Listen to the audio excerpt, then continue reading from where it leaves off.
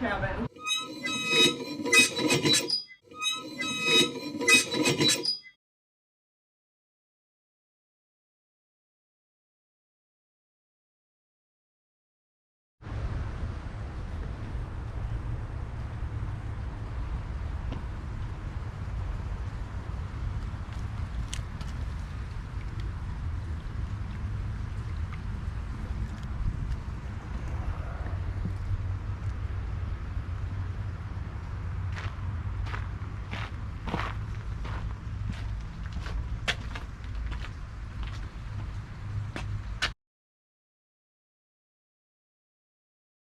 Things don't work out quite as well as you want.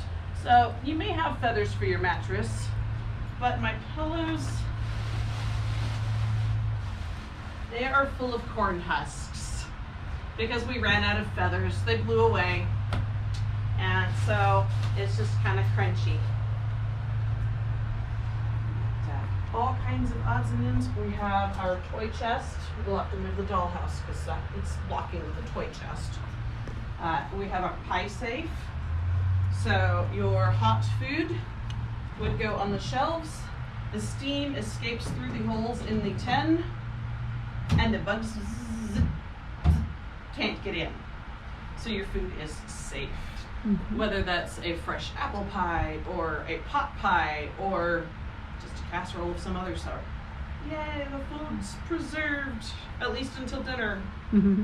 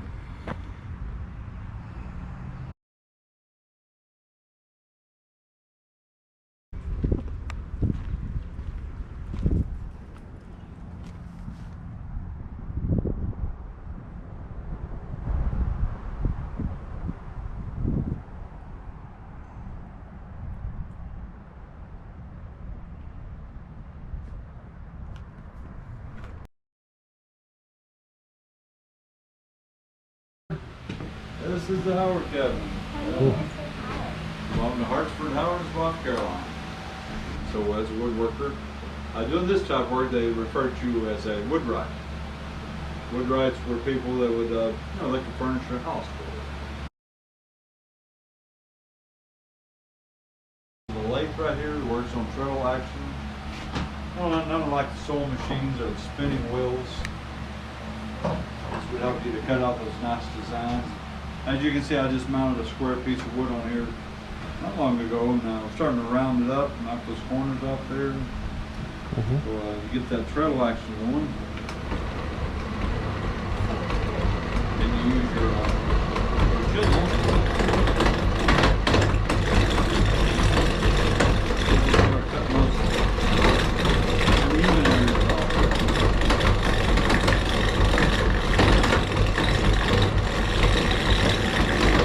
Line it up over there. Eventually we'll work down the entire body of the wood to make what's called a billet. Yeah. And once that's done, you can turn all kinds of things, types of furniture, baseball bats, and vestals, and even your occasional top spinning.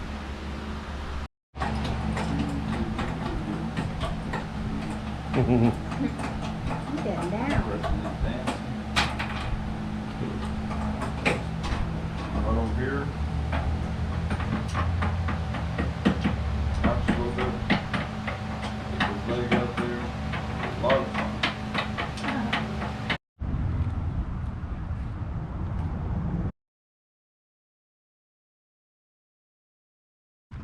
Don't be late for class.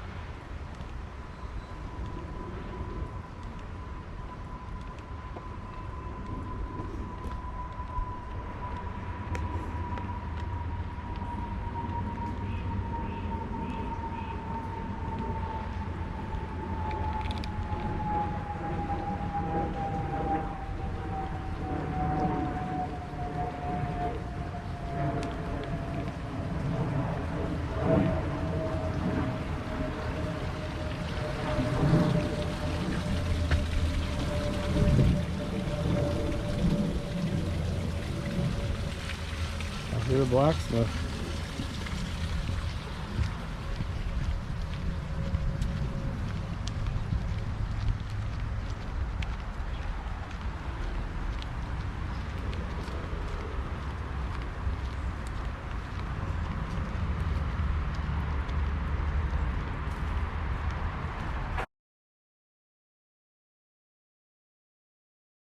Well, this is where we make things out of iron. Uh-huh. And during the time period, mid 1800s, that we're representing here, that would be things for your kitchen.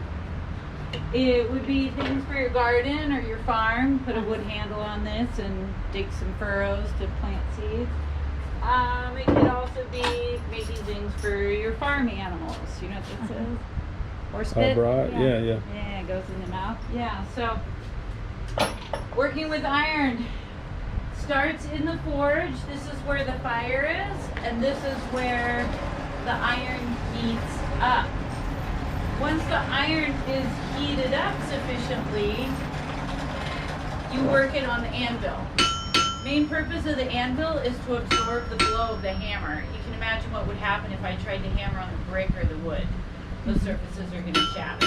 So you really can't do much without the anvil. I can shape things on here on the curve of the horn or the edge of the face, but I also have what's called a hardy hole up here, and there's an infinite number of Technology. Oh yeah, and blacksmiths So would be cool. making their own tools specific to whatever jobs that they're doing. This is the original Pretty cool. on-demand printer. Absolutely. 3D This printer. is the Yeah. custom shop. You're Uh-huh. exactly right. I've got a hole on top there. I can punch holes. So if I'm making a hinge, heat up the metal, lay it on the forge, punch a hole in it. I have a swedge block here that can make concave shapes. I even have a spoon shape here. This is still hammered. It's not a mold, but you can still use that to help shape things. So you'll notice that I have no windows around my forge, and if we didn't have visitors, that whole wall would be enclosed. So I do have windows, but it is kept a little bit dark in the blacksmith shop for a very specific reason. Any ideas? So you can see where the fire is. It does have, oh, I almost touched that with my hands. It does have to do with the fire. As iron heats up, it changes colors. It starts to glow, right? Yes. So just for a frame of reference, when you bake a cake, what temperature do you turn the oven on? 350, Like 350, right? When this iron turns red, it's about 1400 degrees, and I can bend it. When it's orange, it's about 1800 degrees, and I can draw it out, meaning lengthen it or widen it.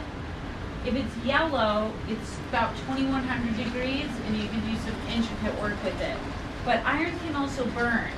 If it turns what blacksmiths call white yellow, it's over 2400 degrees, the iron is burning, and if you try to hammer it, it's going to shatter. So by keeping it dark in here, you can see those slight variations in those colors.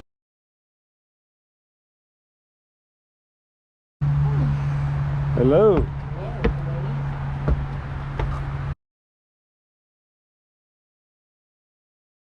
Shaw cabin was built by Thomas and Louisa Shaw about 1858 out in what is now Hood County, but at that time it was never Hood County, it was just a line on the map out of Johnson. Shaw was not a miller by trade, he was a carpenter, as so shows on its sign. When they were creating this park, they already had the machinery for a mill. They wanted to demonstrate it, so they took one of the cabins, this one in particular, left off one of the walls, built a water wheel, and they put in all the machinery and whatnot. This actually dates to 1860. It was in business before the Civil War, and was used up until 1930. So for about 75 years as a mill. I'm not sure exactly where, but it was used in Texas. And what they would do is that you would take in your corn, field corn, right? You would drop it in there. When you turn the wheel, that turns that. This will knock all the kernels off, drop it in there, and then shoot out the cob. It's actually cool to watch.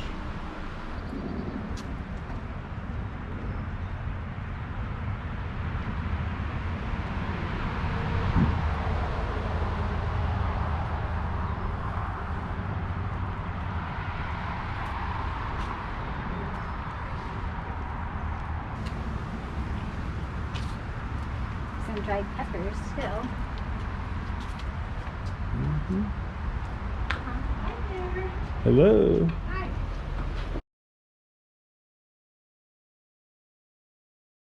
Oh. This is a candle cabin.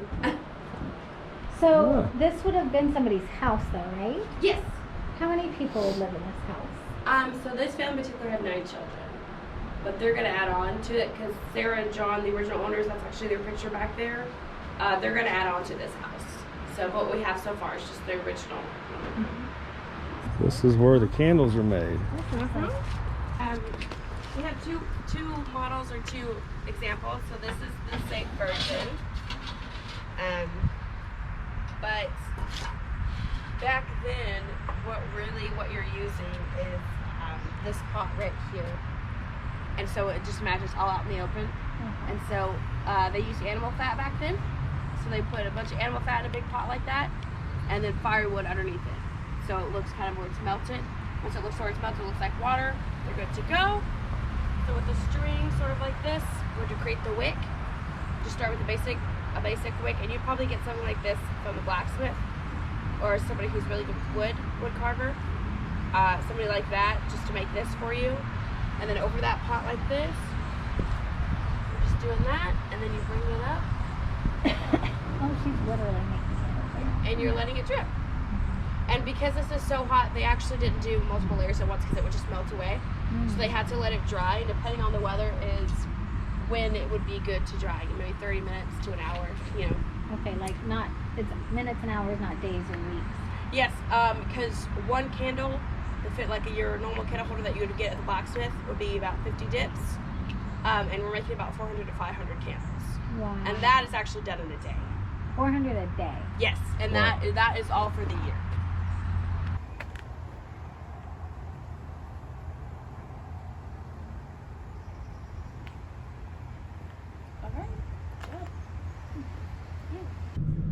So that was a lot of fun. Took a step back in time, and now I'm gonna enjoy my sarsaparilla.